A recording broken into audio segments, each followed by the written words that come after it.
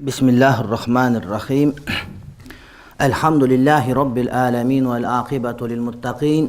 Sallallahu teala ala Resulina Muhammed ve ala alihi ve ashabihi ecma'in. Esselamu aleyküm ve rahmetullahi ve berekatuhu. Hürmetli bir tuğandar, biz ötken cumağızda bizdin qoomçulukta bar bolgon oğurlardı darılonun sebeplerini aytып өткөнбүz. 6 sıfat boyunca aytkanбыз. 6 sıfatты biz 6'ga bölüp aytpастан balki many 8'ge bölüp aytıp atабыз. Birincisi la ilaha illallah. Bul şirkti jana şirktin türlörүн darılay turgan sebep деп aytkanбыз. Muну alıp öttük. Bugünküsü Muhammed Rasulullah bul degen bid'attardı jööттөр менен башкалардын жашоосунан алыс болуп өзүбүздүн жолду табуунун жолдору боюнча сүйлөйбүз.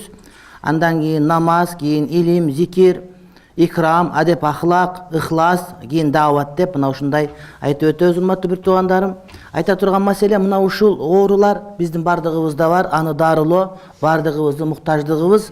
Адам катары, айыл катары, улут катары, коомчулук катары ушулардын бардыгы урматтуу бир туугандар бизге сөзсүз түрдө керек. Мына ошонун айтып аткан экинчи урматтуу бир тууганым себеп деп айтсак дагы болот. Бул себеп ошол биздин бактылуу болушубуз үчүн, биздеги оорулар жок кылуу үчүн бул экинчиси Мухаммад Расулуллах деген ыйман келтирүү. Эгерде биз урматтуу бир туугандар Мухаммад Расулуллах, Мухаммед Хабиб Мустафа саллаллаху алейхи вассалам пайгамбарыбыз Аллахтын элчиси деген ыйманды жүрөгүбүзгө киргизе албасак, анда урматтуу бир туугандар биз бактылуу боло албайбыз. El катары, журт катары, мамлекет катары, жеке адам катары, үй бүлө катары дагы. Анткени kullu turuqi tuaddi ila al-halak wal-fasad. Ар бир жол, ар бир жашоонун тартиби адамдар түйү бар бузукулукка жана адамдардын жок болуп кетүүсүнө алып келет. Illa tariqar rasul, бир гана пайгамбарыбыздын жолу. Пайгамбарыбыз алейхиссаламдан башкалардын жолу.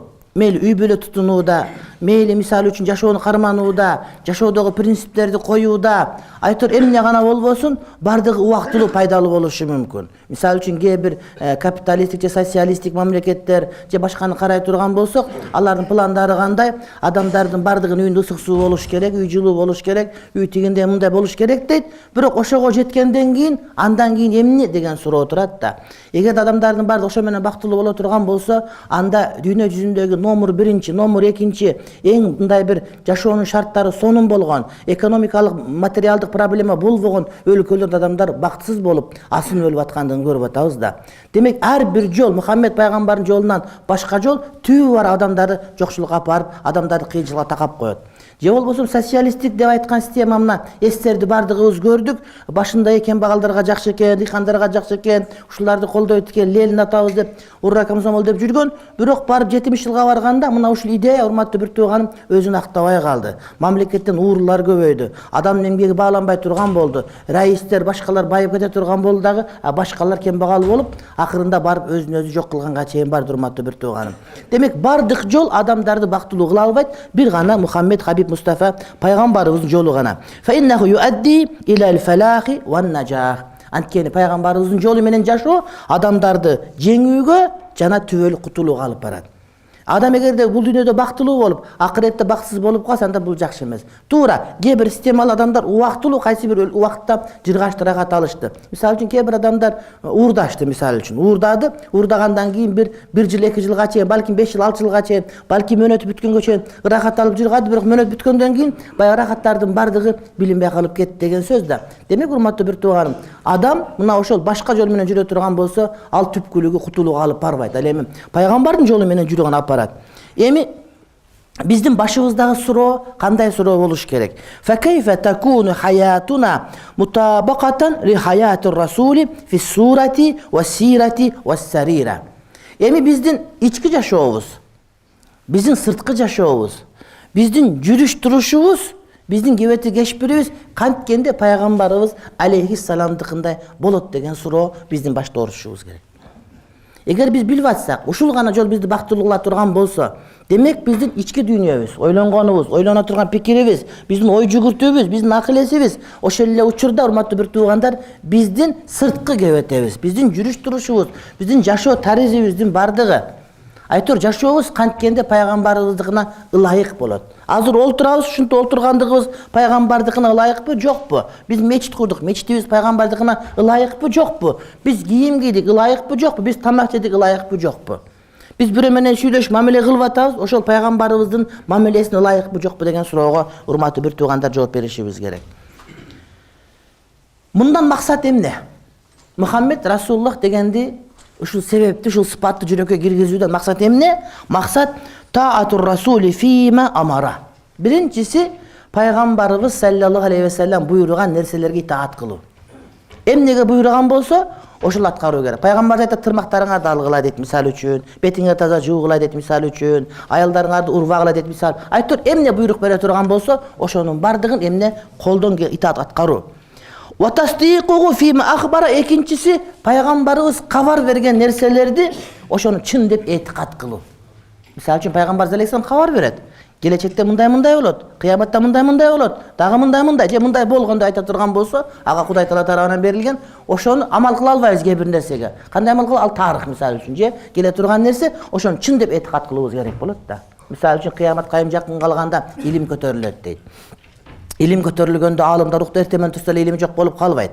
Жок, аалымдардын өлүмү менен болот. Аалымдар барган сайын өлө берет, бирок жаңы аалым келбейт, ошентип отуруп адамдардын бардыгы эмне илимсиз калат дагы. Адамдар жахил адамдарды, илимсиз адамдарды өздөрүндө муфти кылып карманып калышат.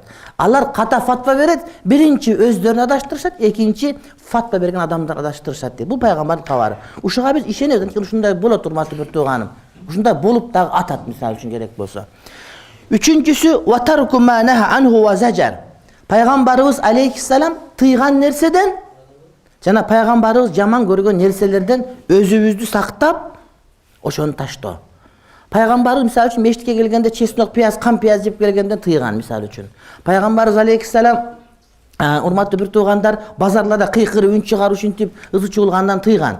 Пайгамбарыбыз алейхиссалам көчөдө жүргөндө аялдарды карап момундай азыр андай эмес, балким карайбыз деп алып келип отургузуп алып, тизип алып, нары өткөрүп карай турган учур келип калды.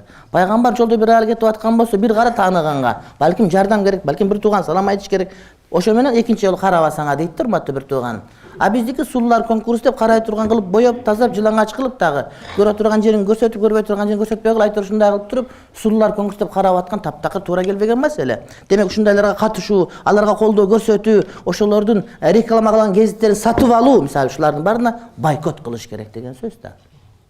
Ошол эле учурда мисал үчүн айта турган бир маселе, мынакей азыр комшуна өлкөбүздө, чоң өлкөдө мусулмандарга кордук зордук болуп атат. Биз эмне кылышыбыз керек? Биринчиси биз дуа кылыш керек, сөзсүз түрдө. Эми чоң өлкө экен, ага биз түз чыгып барып дуалды жанагы сүзүп алып бир нерсе кылганда бир нерсе өзгөрбөйт экен. Экинчи бир маселе, дуа кылгандан сырткары ошолордун буюм тайымдарын колдонбогонго аракет кылыш керек.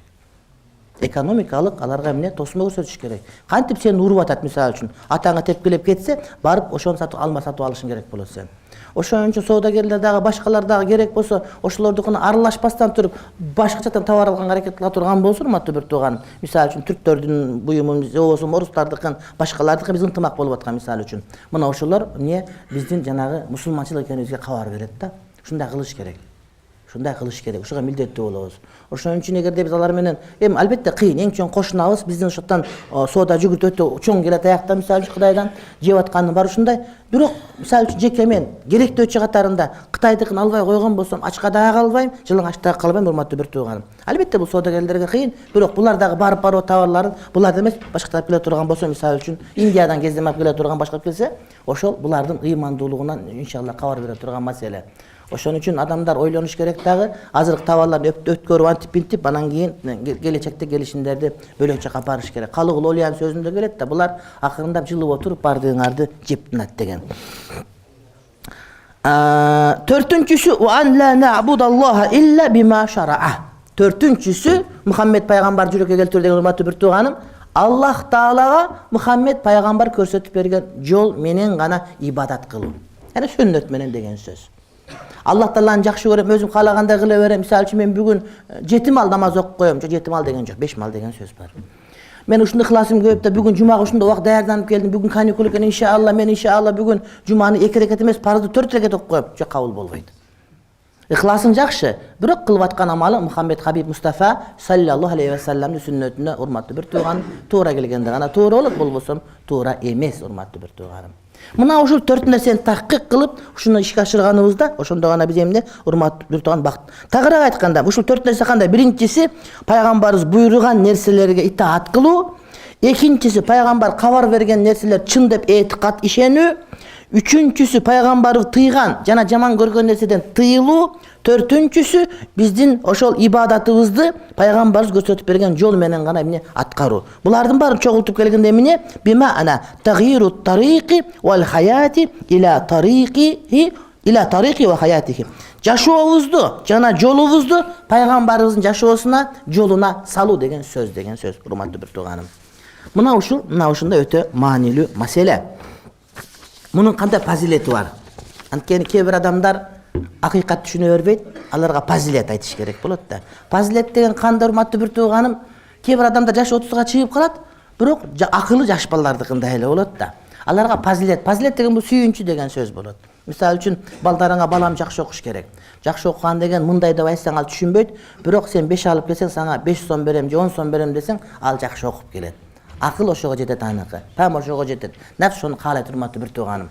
Эгерде биз фазилет айтпасак деле, адамдар ушул нерсени түшүнсө жетиштүү болот деген сөз да. Бирок кээ бир адамдар бар экен, жок, фазилеттин дагы мага керек. Ушул фазилет менен мен жакшылыкка жетем. Ошо мен нафсимди кандырат десе, анда сага мына фазилет, урматтуу бир тууганым. Биринчиси, ва ин тутиуху тахтаду. Эгер силер пайгамбарыбыз алейхиссаламга итаат кыла турган болсоңор, туура жолго түшөсүңөр деген сөз. Бир айтат да, мен бактылуу болгум келет, мен хидаят тапкым келет, мен туура жолго түшкүм келет десе, мынакей. Сага туура жол пайгамбар ээрчигенде турат. Анткени Кудай Таалам Кур'ан-ы Каримде ким Мухаммед пайгамбарга итаат кылып, аны ээрчип турган болсо, туура жол тапкан болот дейт. Азыр бардыгы эле өзүнчө кыйын. Бардыгы эле тапкан туура жолду. Ана 20 жылдан кийин, 10 жылдан кийин, 5 жылдан карасаң, аттиң-ай, ошондо мындай кылбасам болот эле дейт да. Ошон үчүн жолго түшүп бүтүп өкүнгөндөн көрө башынан мурда эле бизди жараткан, мени менен сен жаткан Кудайдын сөзүнө маани беришибиз керек дагы. Иштеп атамын. Маани беришибиз керек да, урматтуу бир тууганым, ошол пайгамбарды ээрчи бериш керек.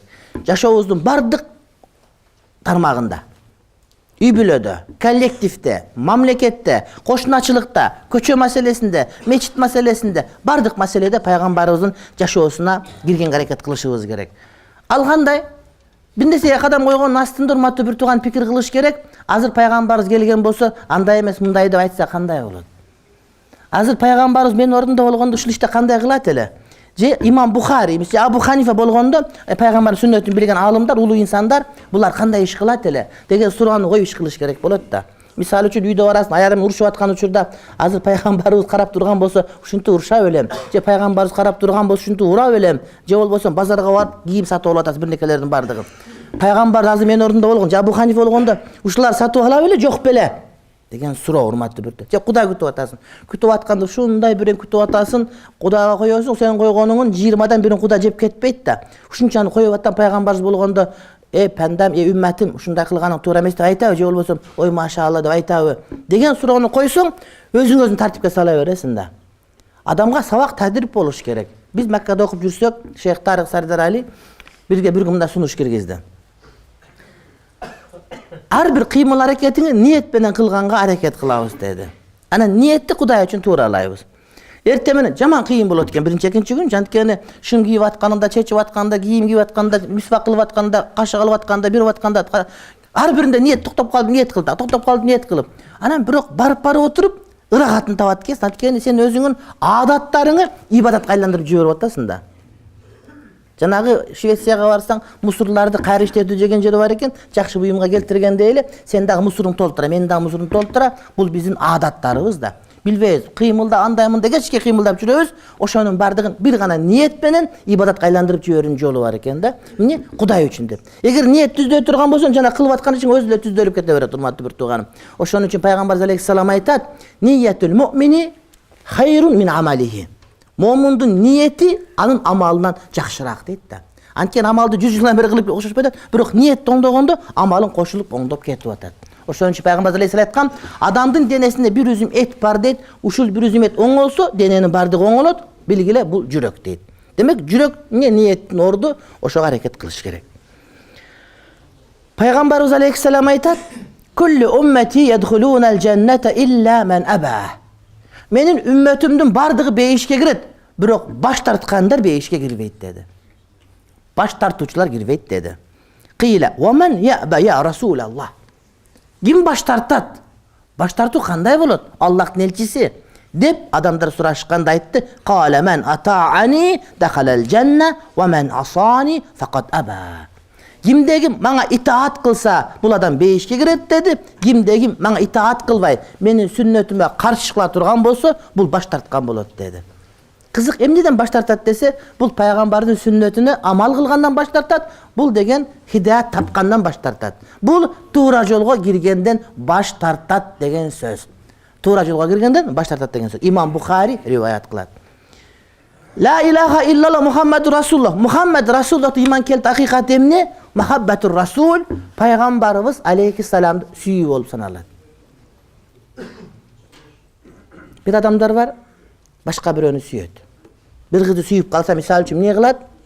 Bir gülün götürüp alıp, tünü men şunu kara ışkırıp kara oturat. Soğuk gelet, başka gelet, atası kolat kara oturat. Hem bu arzuvagan bir misal. Başka bir adam üy salgandı jakşı göröt, üyün jakşı göröt, oşuğa hizmet kılat. Tünde saat 3'te turup bazarga barıp işte başka kılat, tıyınca hareket kılat, urmatlı bir tuğanım. Adam bir nerseni jakşı görgönde özünü öz jakşı görgön nersesini kişisinde özünü jakşı göröt dagı, balkim özünden dagı jogora hurmatga koyot. Atenen kede, je baldarın jakşı görösün, özün giyvegen daga giydiresin. Elestetik gör, özün akır jol kaçan giyim aldın, balaga kaçan giyim alıp berdin misal üçün. Gördün mü? Muhammed Peygamber'de iman keltirүү degen söz, anı süyүү degen söz. Bul degen söz, oşol kişinin tuğra degen söz. Allah Pugaçevan je Putin'di je Medvedev'di je bolboso, janagı Michael Jackson tuğragandar, şoga mahabat kılgandar, oşolor da jaşaydı. Şlepasi şonday, razmeri şonday, baskandары mınday, arkaga ketkenler şonday. Allah Pugaçevan çaçlarında çömele kılıp algan. Nege? Alarga mahabat kılat da. Biz Muhammed Habib Mustafa sallallahu aleyhi ve sellem'e mahavat kılabız, birok anı tuğra aytabız, hurmatlı bir tuğanım. Bunun hakikataga mahavat boluş gerek. Mahavattın alamatı var, alamatül hakikati var. Bu ta'atur Rasul, Peygamber itaat kılуу degen söz.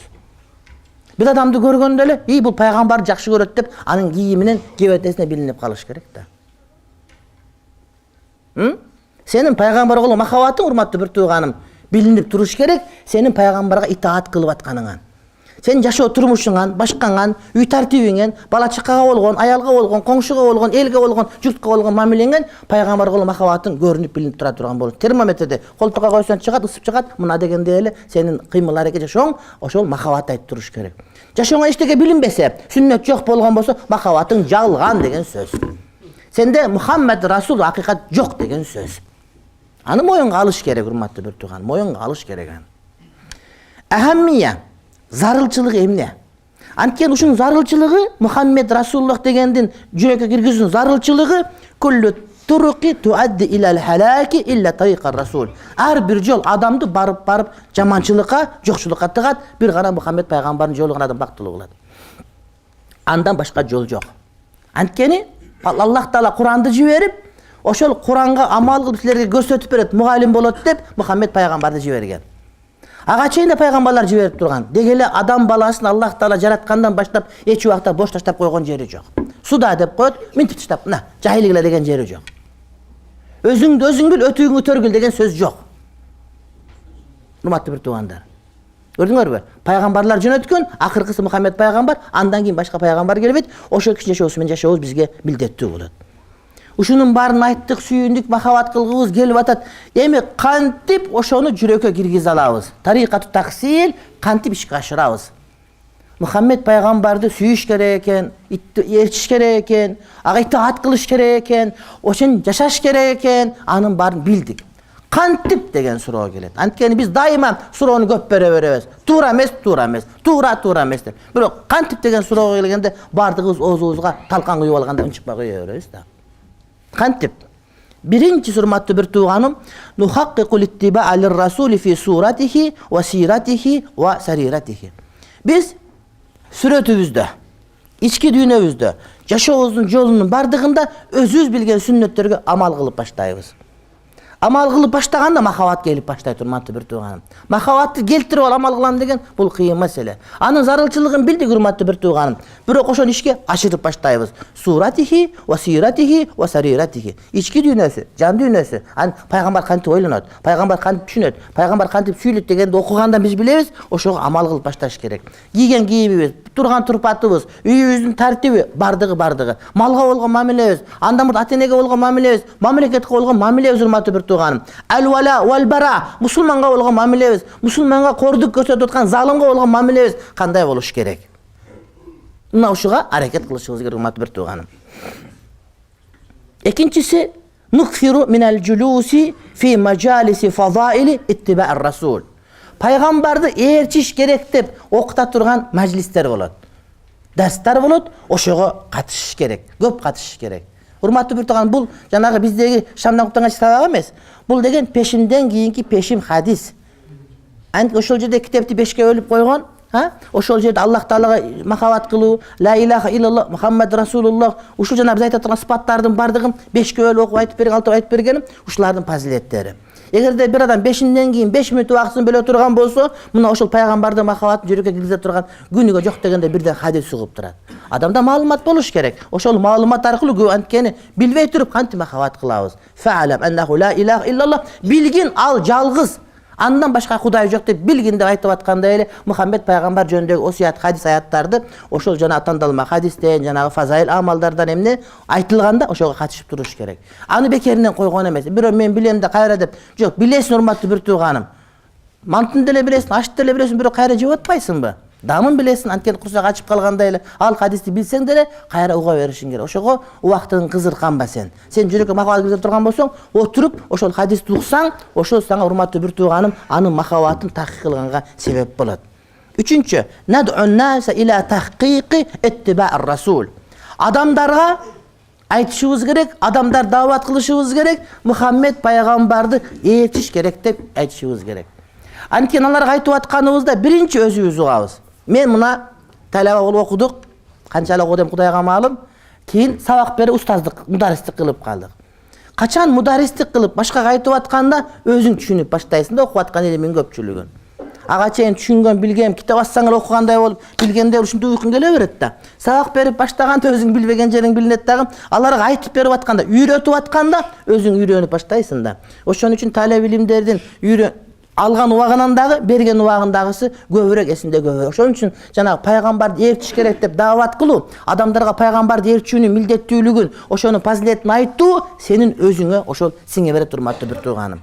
Демек башка бирөө айтып, жанагы кыргызда жакшы бир сөз бар да, бекер жатканча бекер иште деген сөз бар. Өзүмө кирбесе кантип киргизет элем? Жок, ага айтып атканда сен өзүң амал кылып атасың деген сөз, урматтуу бир тууганым. Мисал үчүн, мисал катары түшүндүрө турган болсок, бирөөнүн мисал үчүн ден соолугу начарыраак, бирок арык казып, жер казып иштесе, ден соолугу ордуна келе турган болот да. Бирөөнүкүн казып берет да. Ага иштеп атат, бирок үйрөнгөн өзүнө пайда.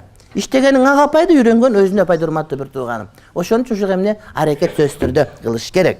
Андан кийинкиси, над'уллах азза ва жалла ан ярзуқана вал уммата хакыйкат иттибаъ расул. Кийин дуа кылышыбыз керек. Кандай деген дуа?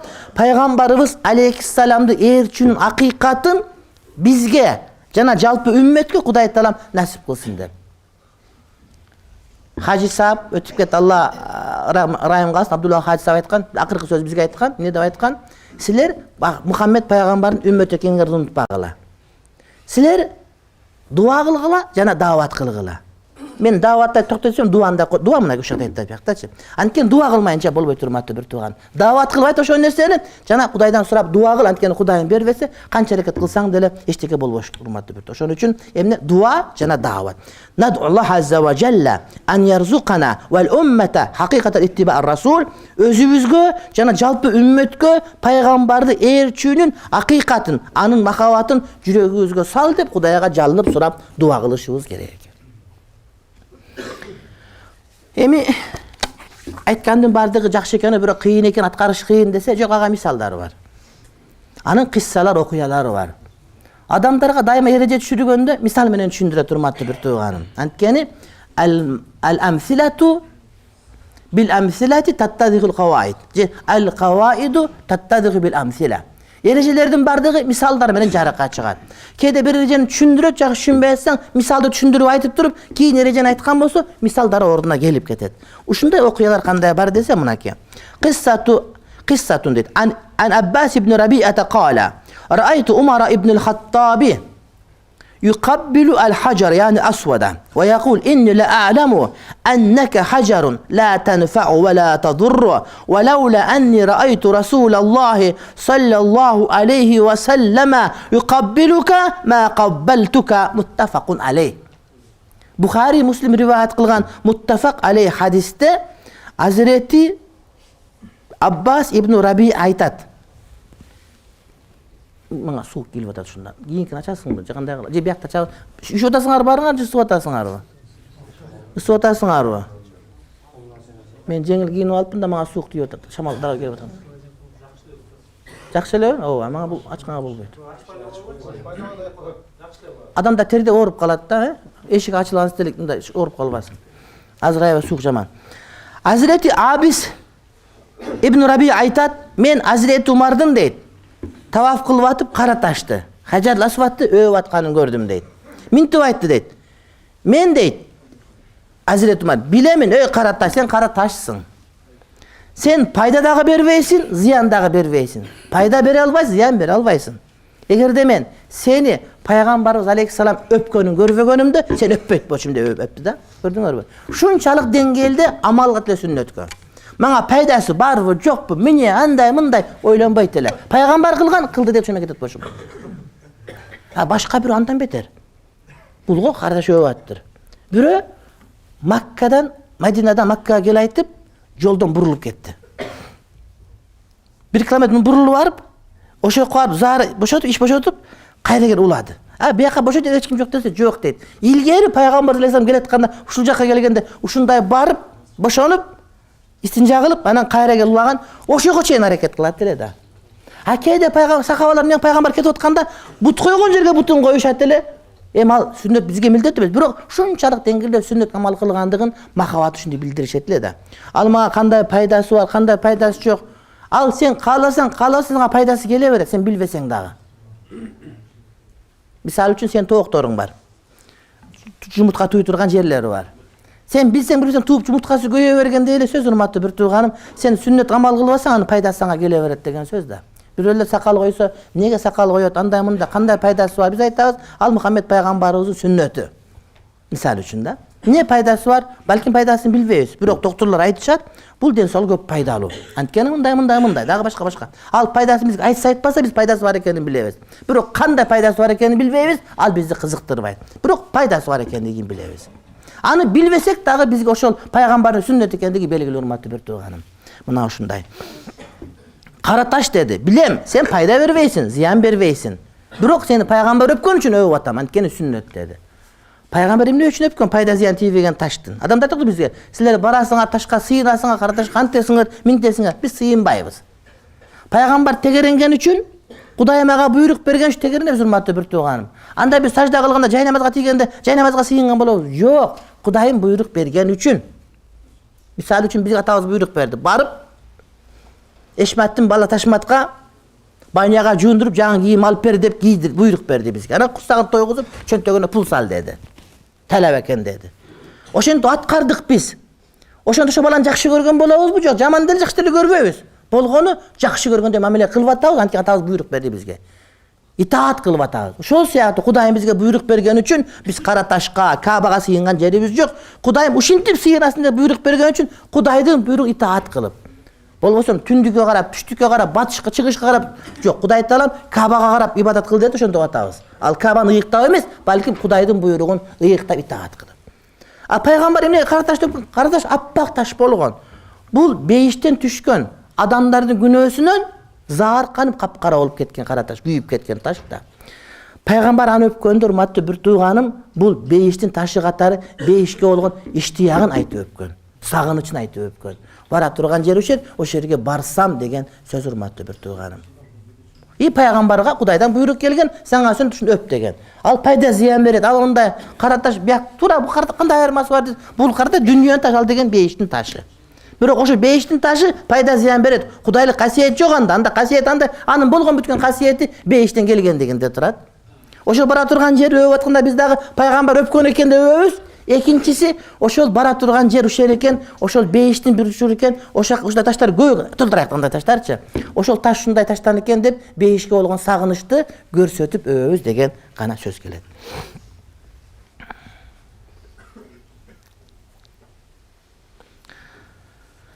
Madina Munawwara şahrında Peygamberimiz Aleyhisselam'da bir tügüç adam var iken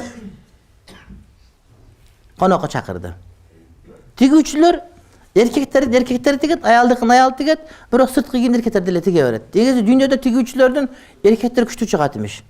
Toğurlar menen tügüç erkek bolsa küçtü çıgat. Bul an ayaldarın işte ayta bergen tуура эмес. Bul erkekler tügüçler bolgon, bolup ele gelgen. Al hiç kanda uyat emес, balkim Peygamberimiz ubagында bolgon. Mınaki tügüçü Peygamberdi konağa çıkır dedi, hayyat deydi. Barsak arpanın nanı var eken deydi. Anan idami dep koyat. İdami degeni nan malып жей турган нерсе. Эми арпанын тамагын кырып кетет да, свежий нан жөбүз. 2-3 күн нан болуш керек. Анан ашкабактын жанагыдай суурап кошкон, анан мында суюу бар оокат бар экен, бирок бир аз эскирип калганы жытынан билинип турат дейт. Эми холодильник жок, башка жок, Пайгамбарды конака тапканы конака чыгды, балким тамагын бышырып алса, нан таппай калып, нан тапкыча бир күн өтүп кетти, ысыктын күнү келсе тамак бир аз эскиргенсип калыптыр дейт, бир аз жытынан билинип калган дейт. Арпанын наны. Эми конака Пайгамбар чыгарып атат. Азыр биз Кудайды чыгара турган болсок, анда өмүрү жебегенди коебуз. Аны Куда деле өмүрү жеген, сен деле өмүрү жеген эмессиң. Келгенден аны коркуп жеген деле билбейт, аны жебейт, аны карап эле кайра кетет. Көргөнгө коебуз да. Анткени көрбөсө канча иш керек аны. Мен илгери манго жегенде, мангону канча ишти билбей койгондо, алар деле карап, айланып биян карап. Мен конокко барып калсам, эгер көрбөгө тамак болсо, жеп көрсөтүп берле, кийин ээрчип жейли деп айтам, ушинтипчи. Жегин келет да бир нерсенчи, анан алыстыраак сапарга чыгып калсам жебейм, анткени жакпай калып бирнеке болуп калбайын деп, ошого карап туруп, мындай сумкага салып алам, же кийин жейин, бирок жегенин көрүп алам ошол жерден. Билбесең кыйын. Ошол сыяктуу эле, бу жерде Пайгамбар билген арпанын наны, анан кийин ашкабак кошулунган жанагыдай бир аз жанагыдай нан малып жеп турган эсепте варенье сыяктуу бир нерсе чыкырды дейт. Anas жанында.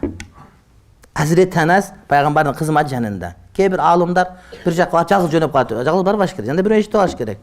Кошумча шерик болуп, башка болуп, акыры тартип ушундай да. Анан жалгыз ушинтип жетимдей болуп жөнөп калган бул жакшы эмес. Инсаптан эмес, сүннөттөн эмес. Анан барсам ошо тамак Пайгамбар нан малып жеп атканда, жана арпа нан жеп атканда, ашкабактарга көңүл буруп ат. Ашкабакка илип, ашкабак жеп атты. Ашкабакты жакшы көргөнүн билет элем, ошондон билдим дейт да. Ошондон кийин дейт, "Валам язали южибуни ал-карау мунзу раайту Расулаллах" дейт.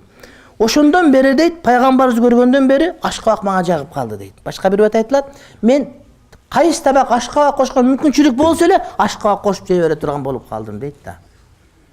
Кече Ошко бар Аранга мекташканы бардык. Анан Ошко келип университеттин филиалын көрдүк, ачылган жаңы. Анан кийин Кара Сууга бир таксыр конокко чакырган апасы бар экен, атасы өлүп калган экен, барсак сорпо ашкабак кошуп турду. Анан шорпо майлуураак экен, мен давлением көтөрүлүп, бир ашкабакты көрүп, ушу эсиме түшүп кетти дагы. Ашкабак жеп бүтүрдүм мен. Пайгамбар жакшы көргөн деп, Ибн Аббас жакшы көргөн, Анас жакшы көргөн деп, ашкабак, супка ашкабак салып, мен картошка деп ойлоп калдым, ашкабак экен. Анан ошого бирок башым ооруган жок. Пайгамбардын сүннөтүн кесип этип, мен шарапаты менен анткени шорпо сен башым ооруйт деп майлуу депчи. Ашкабак бар экен анда. Ушуну жедим да. Мынакей. Демек Пайгамбар алейхиссаламдын амалын ушундай амал кылышат эле сахабалар. Биз да уккан нерсеге амал кыла бере турган болсок, биринчиден эсибизде калат, экинчиден Пайгамбар алейхиссалам бизге урматтуу бир туугандар махабатын алып келет. Ошон үчүн урматтуу бир туугандар, колубуздан келишинче Пайгамбарыбыз сүннөт амал кылганга жана Пайгамбар алейхиссаламдын ошол махабатын, ага иттиба ээрчүүнүн фазилетин айткан жанагыдай бешимденги мажлистерге олтурганга, ошондой эле жашообуздун бардык жерине, өзүбүздүн кийимибиз, тамак ашкан ичкенибиз, сүйлөгөн сөзүбүз, муамалат, муашарат, мамилебиздин бардыгына Пайгамбарыбыздын жашоосун киргизгенге биз даярбызбы? Даярбыз. Неге даярбыз деген суроо берилет, урматтуу бир тууганым. Адам чечкинбей иш жүрөбү, чечкиндүү иш кылбайт экен. Адам даярмын деп айтып, ошого өткөндөн кийин гана өзүн өзү милдет бергендей болор экен да. А биз билебиз, аткарабыз, ана мына эртең bir күндө бизге жаназа болуп калат, ошентип отуруп бардык өтүп. Ошон үчүн мен сурадым, эмне үчүн даярбыз деп айтасың десе, даярмын деген сөз урматтуу бир тууганым адамга өзгөчө дем берет дейт. Ошону аткарганга баштаганга мүмкүнчүлүк берет дейт. Болбосо баштап койгон оңой эле нерсе, бирок ошо баштаганга дух жетпей жүрүп, ошо духту кайрадан, рухту кайрадан шыктандырат деген сөз экен. Демек пайгамбардын махабатын жүрөккө киргизгенге даярбызбы? Даярбыз иншалла урматтуу бир туугандар. Кудай таалам жакшылык берсин. Кийинки сабакта уланты ушун иншалла намаз туурасындагы сөз бар. Намазды хушу жана хузу менен окуу. Андан кийин урматтуу бир тууганым, ошол сыпаттардын кийинкиси илим жана зикир. Булардын бардыгы иншалла өз убагында кете бере турган болот. Амин. Бисмиллахир-рахманир-рахим. Rabbana atina fid dunya hasana wa fil akhirati hasana wa qina azabannar. Allah subhanahu wa ta'ala жүрөгүбүзгө Allah Тааланын махабатын, Пайгамбар алейхиссалам махабатын, анын сүннөтүн сүйгөндүн махабатын, иттиба кылып ээрчигендин, иктида кылгандын, ага уюгандын ырахат, лаззатын Кудай Таалам баарыбызга насип кылсын. Пайгамбар алейхиссаламдын жашоосун, сүннөтүн жашообуздун ар бир мүнөтүнө, ар бир саатына, ар бир секундуна киргизгенде, ошондон ырахат алганды Кудай Таалам баарыбызга насип кылган болсун. Бул айтылып аткан сөздөр урматтуу бир тууганым, мазхабтарга карап бөлүнбөгөн сөз. Бул жамаатка карап бөлүнбөгөн сөз. Бул аалымга карап бөлүнбөгөн сөз. Ла илаха иллаллах Мухаммадур Расул калиманы айткан адамдын бардыгы мындан качып чыга албай турган сөз. Бул талашчу сөз. Аалымдардын иштихатына, муштахиттен айткан маселесине, же бир мазхабтарына, башкага бөлүнбөй турган касиеттүү сөз. Мында талаш жок сөз. Ушул талаш жок сөздү жүрөккө талаш жок киргизгенди Кудай Таалам насип кылган болсун. Кудайым элибизге тынччылык, аманчылык берсин. Кытайдан кордук көрүп аткан уйгур бир туугандарыбыз, өзүбүздүн бордошторубуз, башка мусулмандардын барына Кудай Таалам алардан кутулганын насип кылсын. Кудай Таалам ошол залымдарга өздөрүнө ылайык жазасын бергенди Кудайым насип кылсын. Ошол күндү көргөндү бизге насип кылсын. Андан башка мусулман өлкөлөрдө мусулмандарга кордук көрсөтүп аткан, зордук көрсөтүп аткандар бар. Кудай Таалам ошолорго өздөрүнө ылайык бере турганын берсин. Кордук көргөн мусулмандарга Кудайым жакшылык берсин, ынтымак берсин. Мусулмандарга да Кудай Таалам ошол Кудайдын жеңиши келиш үчүн аракети туура кылган насип кылсын. Биздин башыбызга түшкөн бале, кыйынчылык жөндөн жөн келбейт. Ошол биз жашообузду, мусулманчылыгыбызды туура эмес кылган үчүн. Кээ-бирлер бар, мисал үчүн биринчи мекен, андан кийин ыйман. Биринчи бул, экинчи бул деп ыйманды аркага сүрүп койгон туура эмес этикаттар болуп калса, Кудай ушинтип сыноо берип коет урматтуу бир тууганым. Ошон үчүн бизге канткенде насыр келет, канткенде жеңиш келет, канткенде Кудайдын колдоосу келет, ошонун жолдорун туура билиш керек. Биз окуп аткан мына дарстарыбыз, баян сабактардын бардыгы ошол 6 сыпат, аны 8-10 деп айтып атабыз. Ошонун бардыгы урматтуу бир тууганым, Кудайдын бизге болгон насыр, таайид жеңишин талап кылуу деген сөз. Ансыз болбойт. Анткени Кудайдын жеңиши ошол Кудай Таалам өзү айтып берген жолду кармагандарга келет. Ошону үйрөнгөндө Кудайым насип кылган болсун бизге. Кудайым шерменде кылбасын. Кудай Таалам ооруп аткандарга шифа ажил берсин. Ооруп өткөргөн күндөрүн билип билбей калган күнөөлөрүнү каффарат кылсын. Карызы барлар карыздарынан кутулсын. Ооруп аткандарга шифа берсин. Алыста жүргөн бир туугандарыбыз окуп жүрөт, иштеп жүрөт, даватта жүрөт, кызмат кылып жүргөндөр бар. Ошолордун баарын өзүбүздү бу жерде жүргөндөрдү Кудай Таалам жаман көздөн, жаман сөздөн, жаман колдон сактасын. Адалдан кийинен рызкы берсин. Кудайым жүзүбүздүн суусун сактатсын. Кудайдан бирөөдөн суратпасын. Кудайым шерменде кылбасын. Кудайым үй жокко үй берсин. Үй жокко үй берсин. Кудай Таалам кыз жокко кыз берсин, уул жокко уул берсин. Ажырашканда жарасын, табышканда табышсын. Кудай Таалам ким кандай тилек, максат менен кол көтөрүп турса, ниеттерин Кудайым кабыл кылсын. Кудайым ниеттерибизди оңдосун. Биздин жүрөгүбүздө башка бир мусулманга деген жаман көрүү, жек көрүү, көрө албастык, өч алуу дегендер болбосун. Кудай Таалам бардык мусулманга, бардык адамзатка жакшылык каалаганды Кудайым бизге насип кылган болсун. Кудай Таалам падышабызга күч кубат берсин. Ыйманы саламат бекем кылсын. Көкөрөгүн саламат бекем кылсын. Ал кишини көрө албастыктан, бирөөгө чалам дегенден, башка бир пандачылык жанагыдай жаман ниеттерден арулап Кудай Таалам ошол өзү ыраазы боло тургандай жакшы жолго салган болсун. Анын жандагы агайнилерине, туугандарына канат куйрук болгондор Кудай Таалам ынсаптуулук насип кылган болсун. Кудайым ошолордун Аллага жага турган кеңештерин угуп, Кудайга жакпай тургандарын укпай койгонду падышабызга насип кылсын. Анан элибизди, жерибизди жок кылам, башка кылам дегендер Кудай Таалам өзлөрүнө ылайык бере турганын берсин. Кудай Таалам алыс сапарда жүргөндөр бар, кыйналып аткандар бар, hidaятка түшө албай жүргөндөр бар, баарына hidaят насип кылган болсун. Намазга түшөлөктөргө намаздын рахатын берсин, урматтуу бир тууганым. Пайгамбарыбыз алейхиссалам кийинки сабактарда келет иншалла, иштерин намаз менен бүтүрөт эле, ошол башыбызга түшкөн балени намаз менен бүтүргөндө Кудай Таалам насип кылган болсун. Балким Кытайдагы болуп аткан маселе проблемаларга биз ошол пайгамбарыбыз көрсөтүп берген жолду пайдаланбаган үчүн мындай проблемалар узайып кетип атат, урматтуу бир тууган. Биринчи маселе намаз. Пайгамбарыбыз Бадыр согушунда, башка согуштарда кыйынчылык болгондо намазга шашат эле, урматтуу бир тууган. Дуа кылат эле, урматтуу бир тууган. Балки биз дуа кылбай атабыз. Ошон үчүн айтып аткан маселе биз келгиле өзүбүз мына Түркияда жүргөн, Иранда жүргөн, бу кыйынчылык көрүп аткан Кытайдагы, Суриядагы бир туугандарга, бардык мусулмандарга дуа кылалык. Дуа кылып Кудай насип кылсын. Азыр өзүбүзгө убада берели. Бүгүн куптандан кийин багымдаттын астында жарым саат мурда туруп, 2 рекет намаз окуп, ыйлап чын дилден дуа кылам ошо мусулмандарга деп ниет кылалы, урматтуу бир тууганым. Хавайж муктаждыктарыбызды Кудайдын казынасынан алганды, намаз менен алганды Кудай Таалам бизге насип кылган болсун.